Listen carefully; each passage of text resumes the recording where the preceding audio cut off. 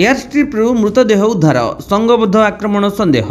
Air स्ट्रिप्रु युवकଙ୍କ क्षतविक्षत मृतदेह उद्धार संघबद्ध होई नृशंस भावे कोनोसी ओजनिया सामग्री व्यवहार करी मुह और मुंडरे आघात करिथिबा देखिबाक मिलिछि। तेबे हत्याकारी दुर्बृत्त माने मृतकଙ୍କ मुहरे बारंबार आघात करी क्षतविक्षत करि दैथिबा देखिबाक मिलिछि। तेबे नृशंस हत्याकांड पछरे पूर्व शत्रुता किंबा अन्य कोनोसी कारण रहिछि स्पष्ट होई नाही। हेले घटना प्रचार हेबा परे घटनास्थल देखिबा पई लोकଙ୍କ गहଳି लागिथिला। एभଳି एक अभावनीय घटना मयूरभंज जिल्लार आशगोविंदपुर थाना अधीन अमरदा एयर स्ट्रिप्र सामना को आसी। जैनिक युवकों मृतदेह जबत करिछि पुलिस। मृतक जनक हेले आशगोविंदपुर पंचायतर निशिकांत महांती, जहांकर बयस 57 वर्ष। सूचना मुताबक निशिकांत गतकाली मंगलवार अपराह्न 3टा समय गाई खोजिबाकू एयर स्ट्रिप निकटकू जाइथिबा बेले आउ घरकू फेरि नथिले। निशिकांतଙ୍କ मृतदेह एयर स्ट्रिप रे पड़िथिबा देखि स्थानीय लोके पुलिस को खबर दैथिले। खबर पाई घटनास्थल रे थाना अधिकारी पद्मलोचन पाणिग्राही पुलिस टीम सह पहुंची मृतदेह को जबत करने सहित व्यवच्छेद पर बारिपदा पंडित रघुनाथ मुर्मू मेडिकल कॉलेज और हॉस्पिटल को अणाई